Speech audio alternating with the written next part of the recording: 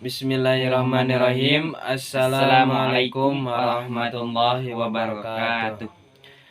Pertama-tama perkenalkan, nama saya Priyanto dan juga rekan saya Ahmad Yasir.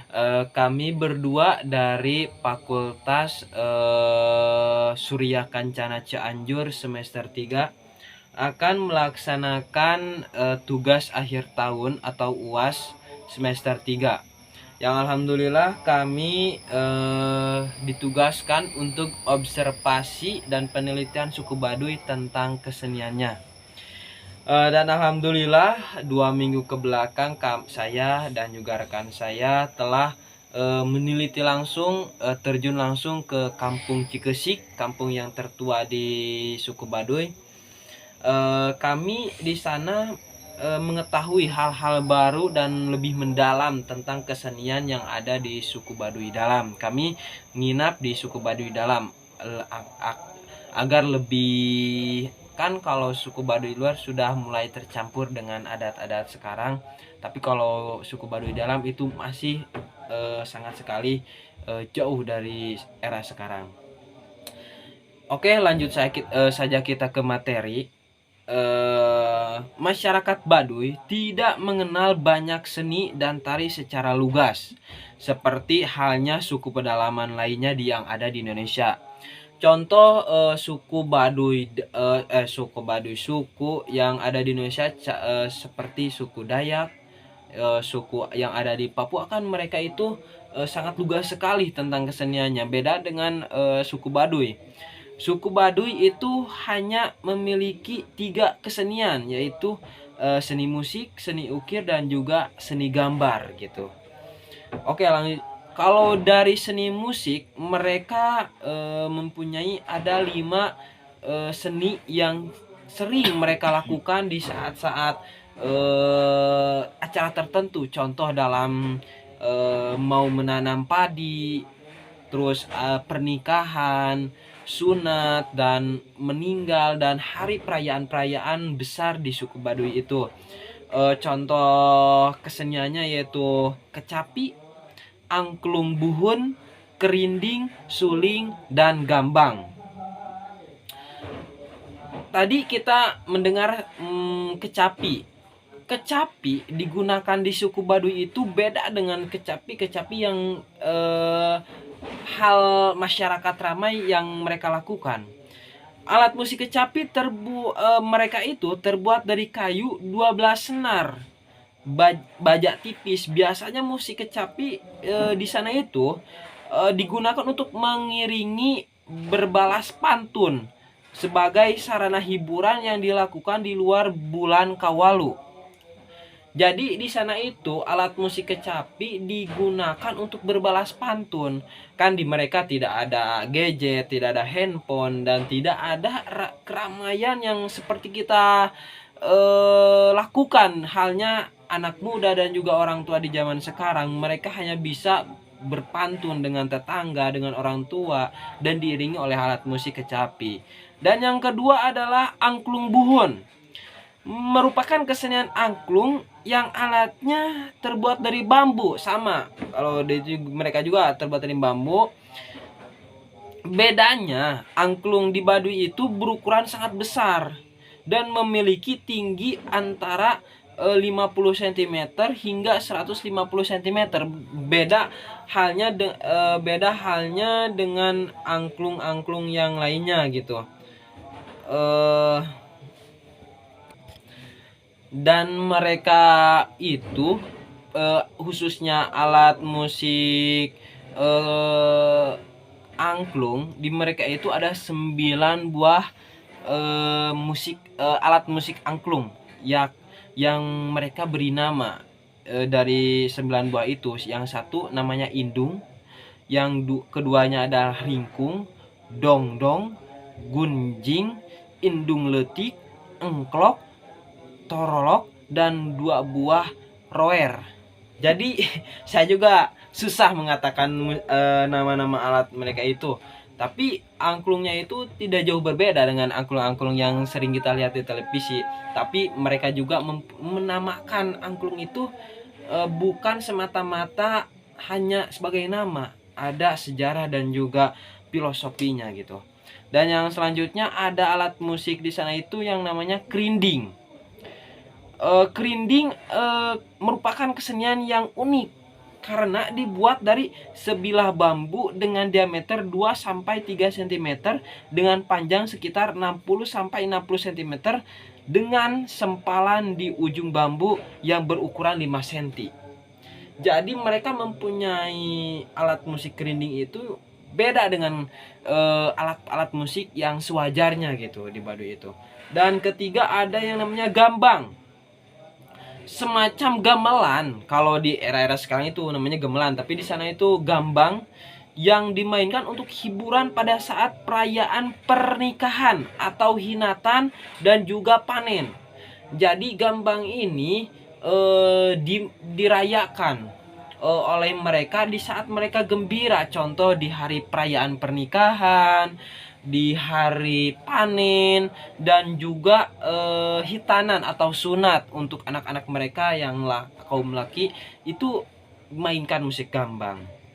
Yang selanjutnya ada suling. Suling seperti biasa terbuat dari bambu dan lubang dan berlubang dan ditiup sama dengan kita. Dan bedanya di sana itu suling mereka itu agak besar dan lubangnya itu agak banyak.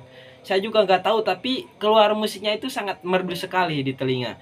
Dan yang kelima ada yang namanya kumbang, hampir sama dengan kumbang-kumbang hewan, tapi di sana itu kumbang alat musik. Jadi sejenis suling, mirip dengan suling, namun jumlah lubangnya hanya 4 buah. Kan kalau suling itu ada 5 buah, 5 lubang atau 6 lubang dan sebagainya. Kalau ini kumbang ini semacam suling lah, tapi lubangnya itu hanya 4, tidak lebih dan juga tidak kurang. Dan yang selanjutnya ada tarawet. Tarawelet. Saya juga apa ini, sejenis apa itu? Tapi ini juga sejenis suling. Sejenis suling namun panjangnya berkisaran 15 cm dan jumlah lubangnya hanya 5 buah. Jadi mereka itu gimana ya? Ada perbedaan sedikit pun mereka itu bedakan jenisnya. Sangat indah itu. Kalau bahasa kerennya itu di sana juga pangeran letik gitu. Di sana itu pangeran letik. Ya. Dan selanjutnya tentang kesenian dan kebudayaannya akan dilanjutkan oleh rekan saya Ahmad Yasir.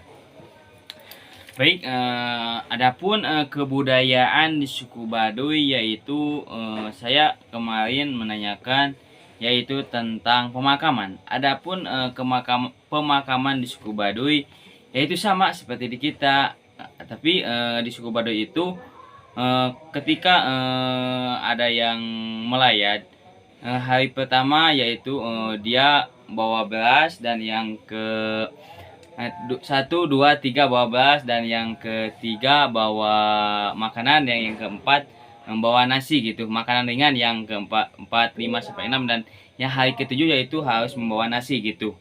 Kebudayaan di sana.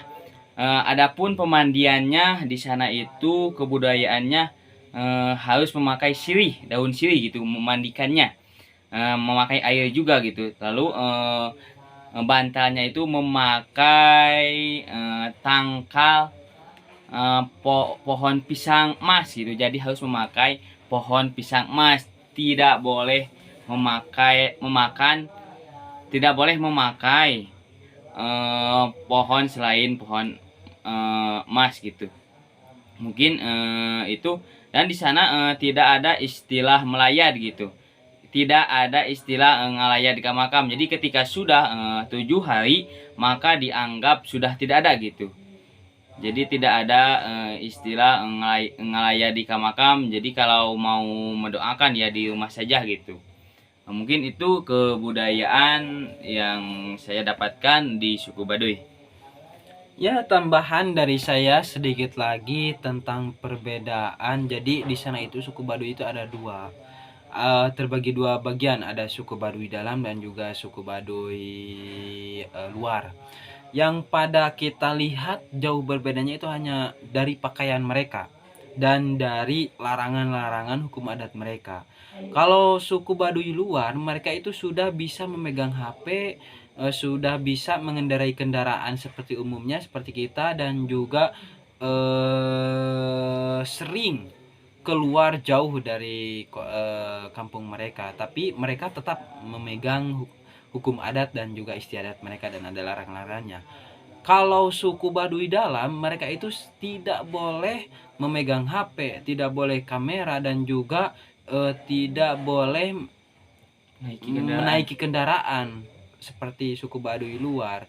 Adapun mereka melanggar pelanggaran itu, mereka akan dikeluarkan dari suku Baduy Dalam. Pakaian suku Baduy Kalau dari pakaian mereka itu, kalau suku Baduy Dalam, warna pakaiannya itu putih, dan ikat kepalanya juga putih. Kalau celananya bukan celana ya, kalau dibilang Samping. androk bukan gitu. Jadi samping kecil di atas lutut, batik kehitaman, itu untuk suku Baduy Dalam. Kalau suku Baduy luar itu ikat kepalanya warna biru dan juga bajunya warna biru. Sama kalau untuk sampingnya itu atau androk gitu, itu sama warnanya. Jadi dari baju kelihatan sangat berbeda antara suku Baduy Dalam dan juga suku Baduy luar.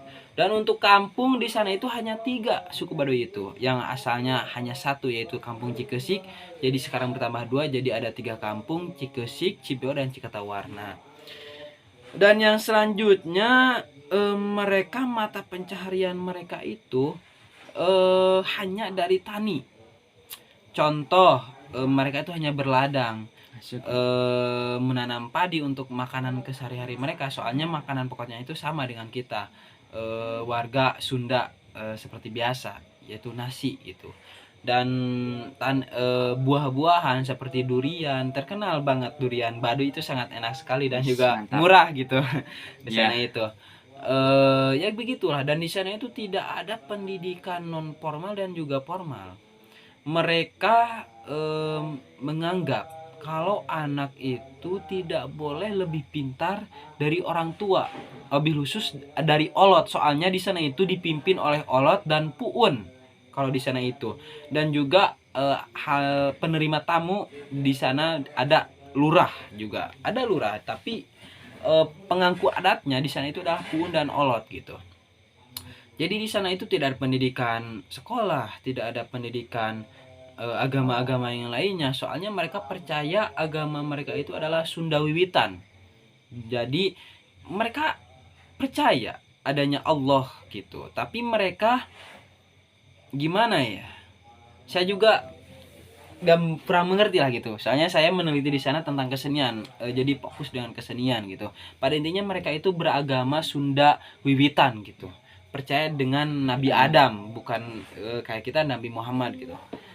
Ya untuk panjang lebarnya ini sangat banyak sekali yang barusan saya sampaikan, dan juga rekan saya hanya sekilas tentang suku Baduy yang ada di Kabupaten Banten, yang alhamdulillah kami kesana mendapatkan pencerahan dan juga pendidikan tambahan dan juga pelajaran yang harus kita pelajari, bahwa suku dan kebudayaan di Indonesia itu sangatlah banyak dan harus kita jaga. Bagaimanapun caranya kita harus kita jaga. Sekian dari saya atas nama Priyanto dan juga rekan saya Ahmad Yasir tentang penelitian kesenian suku Baduy Dalam dan juga suku Baduy Luar yang ada di Kabupaten Banten. Ini tugas untuk hukum adat, matkul hukum adat semester 3. Sekian dari saya. Wassalamualaikum warahmatullahi wabarakatuh.